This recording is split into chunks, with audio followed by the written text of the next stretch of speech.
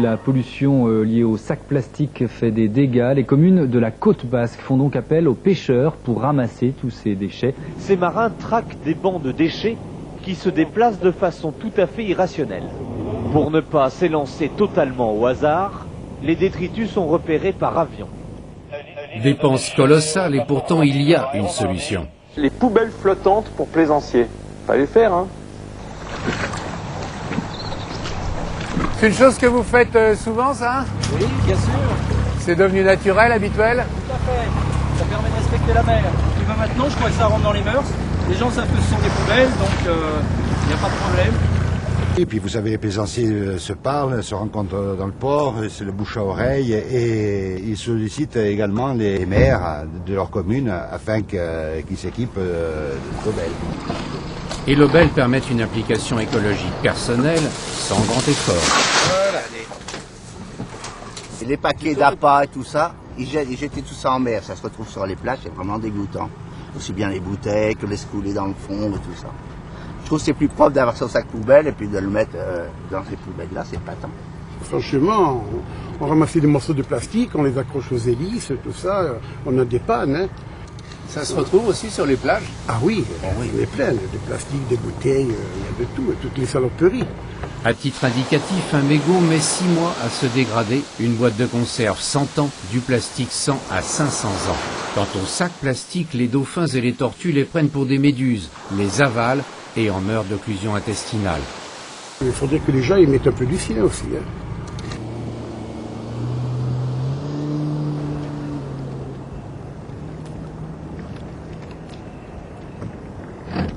J'ai laissé 2 bouts en permanence sur les poubelles qui sont cachées derrière la toile, ce qui nous permet de saisir la poubelle sur l'avant et l'arrière du bateau.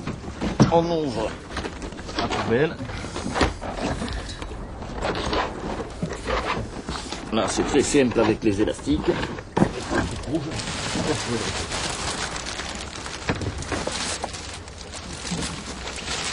Tu me donnes encore un sac, là, s'il te plaît. C'est des poubelles qui contiennent 6 sacs de 250 litres. On estime que c'est à peu près la capacité poubelle de 80 à 100 bateaux, quoi. En gros, ça prend entre 5 et 10 minutes pour rééquiper. Après, on referme et on attend que ça soit plein. On va revenir demain pour voir ce qu'il en est, quoi. En passant tous les jours, il n'y a aucun problème. Bon, alors, vous voyez, comme il y a 6 sacs, ça ouvre la possibilité par la suite, on a vu ça avec le constructeur, de faire éventuellement un tri sélectif. D'ailleurs, l'Obel offre suffisamment d'espace sur son flanc pour l'inscription de messages et de logos. Sa forme exclut tout dommage en cas d'abordage et elle évite aussi que les baigneurs s'en servent comme plongeoires car ils n'ont aucune prise pour se hisser dessus. Elle est insubmersible. C'est un produit qui résiste à des vents de 150 km/h. C'est un bac de réception posé sur un flotteur qui a été décidé par la Direction générale des armées. La balise est elle-même écologique puisque son feu de position est alimenté par une batterie solaire, tandis que son implantation respecte les fonds marins.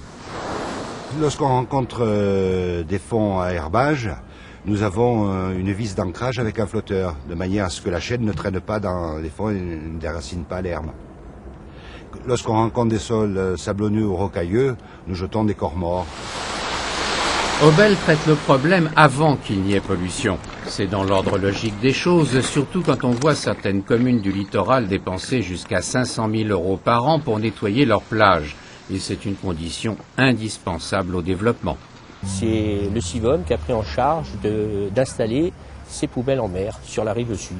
Les avantages, c'est la propreté. Ça, c'est le premier point très important pour la mer et pour la plage.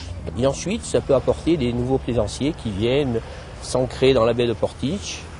En même temps, ils ont cet avantage de pouvoir débarquer leurs ordures sans les jeter en mer. Ensuite, on pense au mouillage organisé dans la baie de Portich. Donc, s'il y a beaucoup plus de bateaux, il y aura beaucoup plus de poubelles à mettre en place, ça c'est certain. L'Obel n'a pas fini de faire des petits avec la bénédiction de la Fondation Nicolas Hulot et le support médiatique de la presse locale, régionale et nationale. Quant aux perspectives d'exportation, elles n'ont pas de limite. L'invention est protégée par un brevet international, européen, américain, australien. Et nous pensons à avancer vers ces pays et leur proposer notre produit. Peut-être bien qu'un jour, on parlera de l'Obel à travers le monde. L'Obel sur toute la mer du monde, elle sera trop belle, la vie.